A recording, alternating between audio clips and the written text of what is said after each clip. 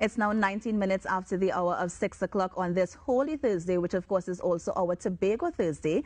And you know, we are heading into the Easter weekend. Today's Holy Thursday, so Good Friday is tomorrow. And usually what we see over the Easter weekend is the tradition of kite flying. We have all these pretty kites that are flown in the Queen's Park Savannah. We also see some in Buccoo and Mount Pleasant. Now, if you don't want to purchase a kite, you can also make a kite. And so we have a video by Mr. Arundel Brewster who shows us just a taste of how you can make your own kite. Let's take a look.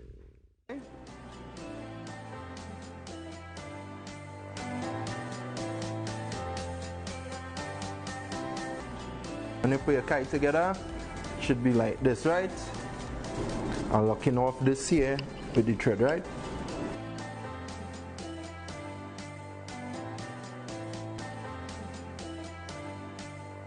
Then making a little groove so that your thread could go round, and go in the groove and stay, right? Here's how we frame up the kite here.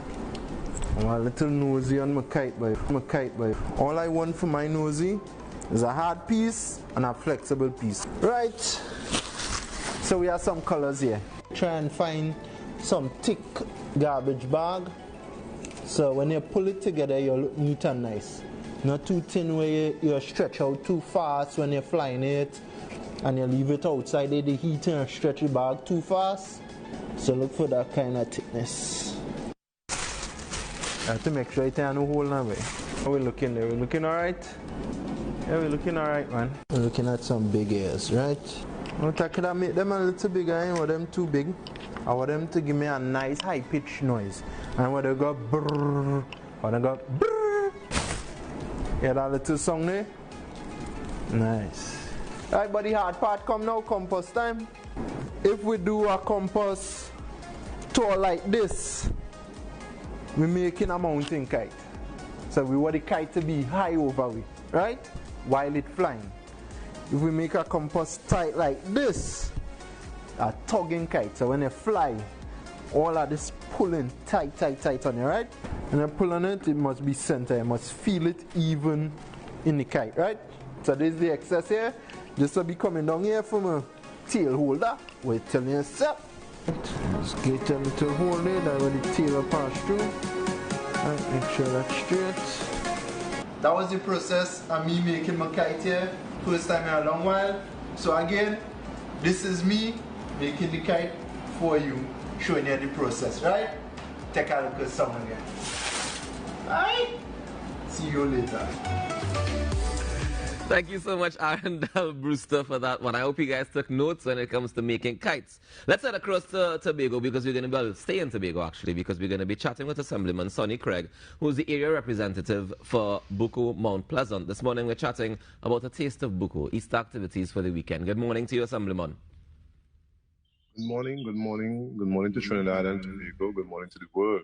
How are you this morning? So far, so good. How are you doing? Excellent. I'm doing just fine this morning. So tell me about the plans for this Easter weekend in Buccoo Mount Pleasant. I know that on Tuesday we have the goat racing, but what's happening before that? Well, Buccoo Mount Pleasant has been dormant for the past 2 years, as has been the case all around the world and all around the country. But on this particular weekend, we are determined to restart the goat race festival. It will be more so in Buccoo. I know there is a sports at Mount Pleasant, but the goat race would be centered in Buccoo Point this time around, and it promises to be something that we chose to label a taste of Buccoo. With only about 4 weeks planning into this event, we couldn't give you the entire package, but we had to restore this art form and have it going again, and we were determined. And right now it looks at a lot more than a taste, but that's the label we're going with this year, a taste of Buccoo. Promises to be something special. And the invitation is open for you guys to come by and really enjoy yourself in Tobago. Nice, and I am appreciative of that invitation. Tell me, what's the difference between what we're accustomed to pre-pandemic versus what's happening for the taste? What are some of the things that are being left out? Well, there's a street parade that precedes the goat race in Buccoo Point, and it would be a bit different this year. It would be one that would be It would be less intense, but it would be equally effective. Normally the Easter bonnets and the parade with the young people and all those beautiful costumes that they make. When the restrictions were lifted, it didn't present a really substantial window of time to do the preparation we were accustomed to pre-COVID. However, next year marks the 95th anniversary of the Buccoo Goat Race. Wow. And I know we'll resume to the full course. So this time, but apart from that, we will have approximately 14 goat races. There'll be crab races. There'll be entertainment. There'll be praise and worship. There'll be the village has 2 prominent steel bands. They'll be a part of the program on Tuesday. So it promises to be a really nice day. Of course, the village also has the only place in Tobago where you have healing with horses, and they have a program where they deal with autistic children. They deal with a lot of different mental situations by having young people and adults interact with horses, and they take them to the beach. They give you a walk in the sea, in the breakers. We have a lot of restaurants in Buccoo. They'll be open, up and running for that Tobago cuisine. You could enjoy some of your favorite Tobago dishes. So, as I said, a taste of Buccoo, suggesting that you'll be able to sample all the different activities available in the village. There's also the reef tours. The original Buccoo reef tours came out of Buccoo, and we'll be having some of that on the day. So you have a choice. And what this does, it prevents any real, what I didn't hear the term for a while, they call super spreader, where everybody's concentrated in one place. But what you have is that people could enjoy the entire village and all the different brands that you could enjoy while at the event. Well, I'm happy you brought that up, Mr. Craig, because I'm wondering what measures are in place. I know you talk about the super spreader events if everybody comes to the same place, but do you all have anything in place to make sure that you prevent people from doing that from gathering all together, or from, just having that spread or at that risk of spread? Well, one thing we are encouraging people to continue to sanitize, people to continue to wear a mask, and there'll be stations where you could sanitize, of course. You could keep your hands clean. We have the team on board. We have the fire services. We have the police. They are going to assist us in just keeping a distance as best as possible. We know once there's a crowd in an area, and the way we are as humans, we are social beings. We'll see people you didn't see for a while because it's 2 years, and some people have the goat race as the place where they know they'll meet certain friends. You'll be tempted to hug, to shake hands, to really interact, and we'll have that constant reminder there for you, because we're now in endemic stage. We're safely out of the pandemic stage, but based on the information we are being fed, we shouldn't feel too comfortable, but we want to keep the scene cool, keep a cool scene, keep the education level in the atmosphere, so you'll be reminded through the master ceremonies and so on to continue to practice that social distancing as best as possible. Keep your mask on, keep sanitized, and as I was mentioning earlier, there are lots of activities in the area, so we don't have to be clustered in one area. You could enjoy different activities. And Buccoo Beach, the debate goes on about the best beach in Tobago. Buccoo has the best beach in Tobago. It borders one of the most famous barrier reefs in the world, the Buccoo Reef. Yeah. And so the influence of the reef gives you that beach. And when you come by, you'll see it has expanse. You don't have to bathe in any one little compressed group. You could bathe all along the beach, which measures something like more than 400 meters. And it's patrolled by lifeguards also. So we're hoping that the education over 2 years of training would register and redound with the people, so that they could say, well, when you keep hearing the reminders on the system, you could afford to just implement and just look out for your own safety, because at the end of the day, regardless of what is said, your safety in this endemic stage is primarily up to you. Yeah. So I believe we could. Yeah. Mm-hmm. Tell me something, Mr. Craig. I know that in the initial stages, when it was first announced that we're going to be opening things back up, I know that the committee usually responsible for the goat race and other activities in Buccoo, they were saying that they did not have enough time to plan it properly because they usually take about 6 months to plan it properly. But then the THA stepped in and did some consultations with the goat racers and the goat owners especially. So tell me about that transition between how we able to make it happen now. How have the goat owners been affected over the last 2 years in the pandemic?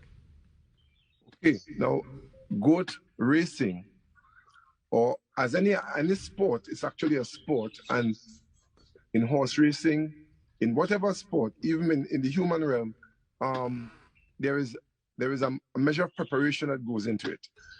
Goats that race are trained to race. They are fed a special diet, they are exercised, they get a nice prima donna treatment, and that treatment has a cost attached to it. Now, the goat owners have been holding on for 2 years, expending continually to keep the animals. Well, when the pressure got too much, some of them sold off the animals because the cost was a problem. Mr. Husford and Mr. Hall came to me in January, and we began a conversation to see how could we hold it. The larger countries, we had some sport beginning in the larger countries, and we saw football start back. A lot of sports started back. We were considering to have a virtual event where we didn't have a crowd at all and still have that interest and see if we could dish out some prizes. Interestingly, these guys never really stepped forward and asked for what is this thing that asked for help from the government, where a lot of businesses were suffering as a result of the pandemic. They got some assistance. I know everybody didn't get assistance who deserved assistance, but they didn't ask. What they wanted to do was to apply their trade, and from that angle, they would get the support they need to keep their animals going and to have a little sustenance. So I was really impressed by that, and I felt compelled. I had some conversations with the village council, and they shared their view, as you know, that the event that they pull off is not easily executed in just 3 to 4 weeks. So they thought it wouldn't be wise because they have a brand to protect, in their opinion, and they believe that it must be done at a certain level. Hence, the adjective taste of Buccoo. Taste of Buccoo suggests that this is not what you will get after 6 months of planning. The THA stepped in. The THA is committed to preserving everything that is Tobago, everything that is authentic to Tobago. And this one would be more specifically for the preservation of the art form and for the sustenance of the owners and the animals that are involved. So there is a good relationship between myself as Assemblyman and the village council, and I respect the limitations in this case. However, I thought that the preservation of the event was important. The guys were losing interest, and you know, these events, I make reference to the rodeo and looking for animal parallel events. Even horse racing in Trinidad, I was never a horse racing fan, but I noticed I'm not hearing much about it. And the point I'm making is that events and cultural practices and norms are preserved by deliberate effect. You have to make an effort to stay the course. And you would know that in most organizations, you have people who are just committed and stay the course and proceed to try to preserve it. Because apart from food, clothing, and shelter, we don't really need anything else. You know? We don't need, there are a lot of things that we do every day we don't need, but we enjoy it, and they bring a sense of accomplishment to our lives, and we do it deliberately to keep going. Yeah. Yeah. It's also to preserve mental health as well. But speaking of which, I know that one of the popular activities that happen in Buccoo for the Easter weekend is also Sunday school. Do you have any idea if that is back on, or are we gonna restrict parties, or what's the plan? I can't speak to that at this moment.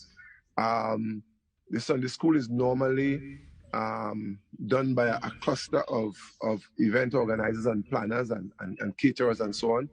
I have not had that conversation with them. I know, considering the weekend and the atmosphere, there might be something in the area, but I cannot speak definitively about it because my focus was so much on the goat race, actually, that I didn't explore that. No problem. Understood. So I want to speak out of time with that. No problem, I understand. Before we wrap up, Assemblyman, can you tell me about how the things that we love about Tobago? One of the things is definitely the harvest period. I know that it's a big deal in Tobago when we do harvest. Yes. How has the pandemic affected things like that? Well, definitely, it affected it negatively. We have not been having harvest for the last 2 years. There has been some resurgence of the harvest celebrations. And of course, now that we are at this stage, I'm fairly confident that this year we're going to have harvest back in full. I see people are still practicing their social distancing and their sanitizing and so on. But all around the country, you could see that people are more enthused to interact and to get a little closer together with your mask on. So I'm seeing the harvest celebrations resuming in force. And of course, once people could be responsible, I don't see any reason why we can't have our harvest celebrations. There are some interpretations of the entire endemic now that to me they don't coincide very nicely. But what do? We cluster in the supermarket, we cluster in the bank to some extent. We have been going that way for a while, and I believe that we could live, we could enjoy life, we could cautiously embrace the things we are accustomed to enjoying, to a certain extent. And I see no reason why we can't hold our harvest festival, because I know Buccoo, well, it normally celebrates a harvest environment at this time, and I see it happening this time also. So I don't see a challenge in us celebrating the harvest. Nice. Well, we look forward to it, Assemblyman. Thank you so much for joining us this morning, and we wish you all the best for the weekend. I wish I could have come across this weekend, but I will make time soon. Don't you worry. I'll be in Tobago very soon. Well, for me to give up an hour of my sleep, I really thought you would have said something different, man. But I'll forgive you. I'll forgive you this time. I'll make it up to you. Thank you so much, Assemblyman. Right, enjoy the rest of your day. And have a happy and safe Easter weekend. To the world out there, have a good day. Beautiful day ahead. Enjoy it. Take care. That's Assemblyman Sonny Craig, the area representative for Buccoo Mount Pleasant, just sharing with us some details about the upcoming Taste of Buccoo happening, well, all weekend into Tuesday coming, where the goat race is the pinnacle of it. We take a quick break, and we come back with more inside the Now Morning Show. Stick around.